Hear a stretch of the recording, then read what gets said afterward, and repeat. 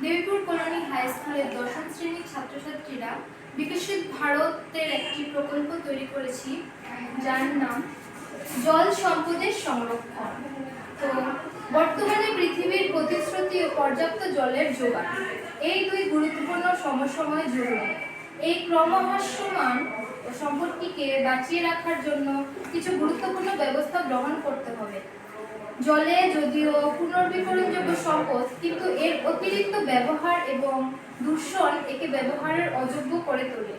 অপরিশোধিত বা আংশিক পরিশোধিত আবর্জনা, কৃষিক্ষেত্রে রাসায়নিক পদার্থ বা কারখানার বর্জ্য পদার্থের জল দূষণের প্রধান কারণ হিসেবে দাঁড়িয়েছে।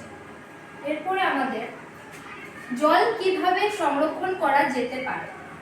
কলকারখানায় বর্জ্য পদার্থ জলে না ফেলে নির্দিষ্ট স্থানে সঞ্চয় রাখা, এতে জল সংরক্ষণ হতে পারে।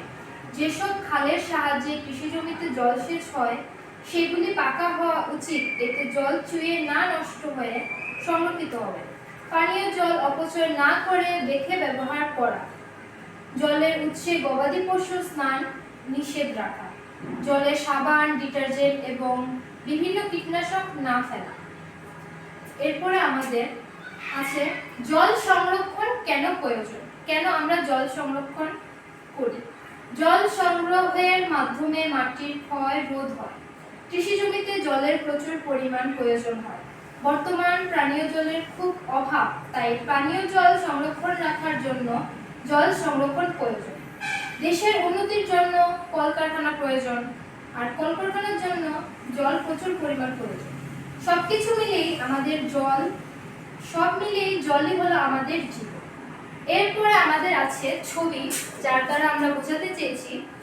এখানে আমাদের আছে প্রচুর পরিমাণে জল অপচয় হচ্ছে এবং জল অপচয়ের কারণে জল অপচয়ের প্রভাব হয়ে দাঁড়িয়েছে এই ছবি।